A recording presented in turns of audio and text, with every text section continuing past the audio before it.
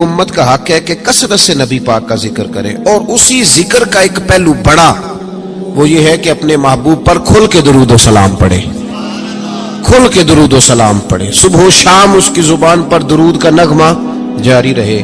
اور حضور کا یہ حق ہے امت پر کہ امت اپنے نبی کی فرما برداری کرے، امت اپنے رسول کی فرما برداری کرے، اتباع کرے، اطاعت کرے، حضور علیہ السلام کے نقش قدم چلے۔ اور پھر 5ویں نمبر پر امت کی ذمہ داری ہے کہ امت نبی پاک کے دین کی تبلیغ کرے۔ دین کی مسواک کرنا سنت ہے نا جی، پتھر کھانا بھی سنت ہے، پتھر کھانا بھی یہ بھی سنت ہے۔ نبی پاک صلی اللہ تعالی علیہ وآلہ وسلم کی محفل میلاد میں ذکر مصطفیٰ کرنا بھی سنت ہے۔ اچھا پھر مزے کی بات دیکھیں، اشتہار لگانا جو ہے نا، اشتہار یہ تو بدعت حسنہ ہے، اور دروازہ کھٹکھٹا کے کسی کو محفل کی دعوت دینا یہ میرے محبوب علیہ السلام کی عین سنت سے ثابت ہے۔ تو جس کا زیادہ اجر تھا نا اس طرف توجہ ہی نہیں، دروازہ کھٹکھٹا کے کہ بھائی آج محفل ہے، یہ وہ سنت ہے جو میرے محبوب نے طائف جا کے ادا کی تھی۔ لوگ کہتے ہیں بڑا خرچہ کیا، بھائی کیا خرچہ کیا ہے؟ کہتے ہیں میں 26,000 دے اشتہار چھاپے۔ بھائی سب سے زیادہ ضروری کام، بہت سارے ایسے بد مذہب ہیں، ان کے بڑے بڑے ایسے مبلغ ہیں جن کا آپ نے کبھی اشتہار نہیں دیکھا ہوگا، مجمع ہزاروں میں، اس لیے کہ وہ ان کا ہر بندہ اشتہار بن جاتا ہے، ہر بندہ۔ تو یاد رکھے نبی کریم صلی اللہ علیہ وسلم کا یہ حق ہے کہ امت محبوب کا ذکر کرے، تذکرہ کرے، دین کی تبلیغ کرے، اور حضور کے دشمنوں کے ساتھ بغض رکھنا یہ بھی نبی پاک کا حق ہے۔ ایسا نہیں ہو سکتا کہ ایک بندہ حضور کی بے ادبی کرے، توہین کرے، محبوب کے نواسوں کو باغی کہے، حضور علیہ الصلوۃ والسلام کے صحابہ کو برا کہے اور ہمارا یار بن جائے۔ یہ حضور کا حق ہے کہ ہم نبی پاک کے دشمنوں کے ساتھ اپنے دل کے اندر کجی رکھیں، ان سے بچے۔ میری باتوں کی سمجھ آ رہی ہے میرے بھائیوں؟ یہ حقوق ہیں جو ہم نے نبی پاک علیہ السلام کے حق ادا کرنے، اور جس سے محبوب کو محبت ہے اس سے محبت کرنا بھی ہماری ذمہ داری ہے۔ حضرت مجدد الفسانی رحمت اللہ علیہ فرماتے ہیں کہ میں نا گھر میں ختم شریف پڑھتا تھا، اصالہ ثواب کرتا تھا، تو میں بہت سارے صحابہ کا نام لیتا، اہل بیت کا نام لیتا، اصالہ ثواب کرتا، صرف سیدہ عائشہ کا نام نہیں لیتا تھا۔ تو کہتے مجھے نبی پاک صلی اللہ علیہ وسلم خواب میں ملے اور سرکار نے فرمایا شیخ احمد تجھے پتہ ہے نا میں اکثر کھانا عائشہ کے دسترخوان پہ کھاتا ہوں، تو اس کا ذکر ہی نہیں کرتا۔ تو ہر اس شخص سے جس سے محبوب نے محبت کی، ہر اس شخص سے محبت کرنا یہ نبی پاک کے حقوق میں شامل ہے۔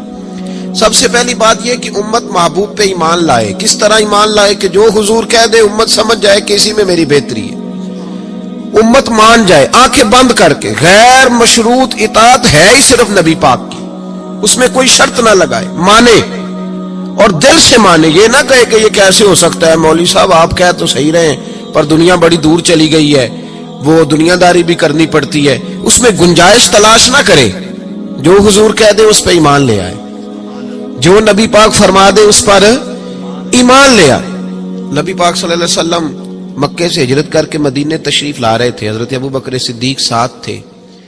ابو جہل نے اعلان کیا کہ جو محبوب علیہ السلام کو معاذ اللہ گرفتار کرے گا 100 سرخ اونٹ ملیں گے۔ اور بھی بہت سارے لوگ آئے، سراقہ بن مالک بھی گھوڑا لے کے آئے، حضور تک پہنچ گئے۔ نبی پاک علیہ السلام کا اختیار زمینوں پہ بھی چلتا ہے، آسمانوں پہ بھی چلتا ہے۔ سرکار دو عالم صلی اللہ تعالی وسلم کو گرفتار کرنے لگے تو حضور نے زمین کو حکم دیا، زمین نے سراقہ بن مالک کے گھوڑے کی ٹانگیں پکڑ لی، گھوڑا اندر دھسنے لگا تو سراقہ کہتے ہیں میرے اندر سے آواز آئی یہ اللہ کے سچے نبی ہے، لیکن ابھی میں پورا مانا نہیں۔ کہتے ہیں میں نے عرض کی کہ حضور مجھے معاف کر دیں، تو معاف کرنا تو میرے محبوب کا طریقہ ہے نا۔ کہتے ہیں معافی مانگی تو محبوب نے اسی وقت فرمایا جا تجھے معاف کیا۔ سراقہ کہتے ہیں میں نے پھر جرت کی، پھر بڑھنے لگا، پھر زمین نے میرے گھوڑے کو پکڑ لیا، ٹانگیں اندر دھسنے لگی۔ البدایہ ون نے آیا اٹھا کر کے دیکھیے محبوب پاک سید عالم صلی اللہ علیہ وسلم نے دوسری دفعہ جب زمین میں اس کا گھوڑا دھسنے لگا تو پھر عرض کرنے لگے حضور معاف کر دیں، فرمایا جا تجھے معاف کیا۔ سراقہ کہتے ہیں آواز اندر سے آئی پر ابھی میں پورا مانا۔ آواز تو ہمارے اندر سے بھی روز آتی ہے کہ بدل جانا چاہیے، ہمیں دین کی طرف آ جانا چاہیے، پر ہم بھی تجربے ہی کرتے رہتے ہیں اللہ ماشاءاللہ. کہتے ہیں 3 دفعہ ایسا ہوا، 3 دفعہ نبی پاک نے معاف کیا.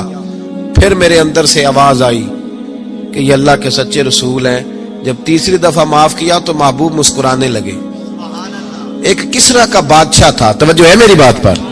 کسرا کا ایک بادشاہ تھا تو ہاتھوں میں کنگن پہنتا تھا، موٹے موٹے سونے کے کنگن. وہ جب بات کرتا نا تو کنگن ہلتے، جس طرح ہمارے حکمرانوں کے بڑے للے تللے نہیں.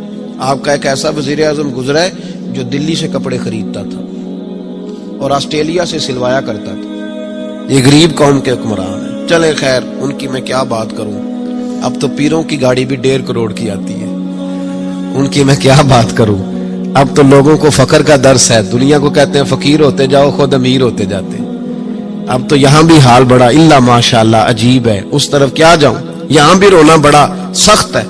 غریب سادہ تو رو رو کے ہو گیا تائب، کاش اس پیر مغاں کو بھی مل جاتی توبہ کی توفیق. اور اقبال نے کہا یہ نذرانہ نہیں، یہ سود ہے پیران حرم کا جو لگایا ہوا ہے ٹیکس. آئے ہو تو کیا لے کے آئے ہو، آمدام برسر مطلب.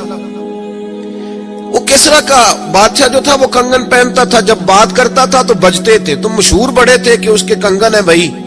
نبی پاک صلی اللہ تعالی علیہ وآلہ وسلم کو جب سراقہ آگے بڑھے نا گرفتار کرنے، تو محبوب نے فرمایا تو مجھے پکڑنے آیا ہے، ایک وقت آئے گا کسرا کا علاقہ فتح ہوگا، اس کے وہ کنگن میرے غلام اتار کے لائیں گے، اور سراقہ میں یہاں کھڑے ہو کے سالوں بعد کا وہ واقعہ دیکھ رہا ہوں کہ اس کے کنگن تیرے ہاتھوں میں آئیں گے. اب ذرا رک کے سوچئے، مکے سے نکلے ہیں، مدینے ابھی پہنچے نہیں، ایک گاؤں پہ بھی مسلمانوں کی حکومت نہیں. میرے محبوب نے اتنی بڑی بات کر دی، کسرا کا علاقہ فتح ہوگا. حضرت ابوبکر صدیق مسکرانے لگے. عامر بن فہیرہ فرماتے ہیں میرا سینہ چوڑا ہو گیا. بھئی تمہیں کیا ہوا؟ کہنے لگے محبوب نے کہہ دیا ہے تو انشاءاللہ علاقہ فتح ہو کے رہے گا. ساڈے نبی دی زبان، ساڈے واسطے قرآن.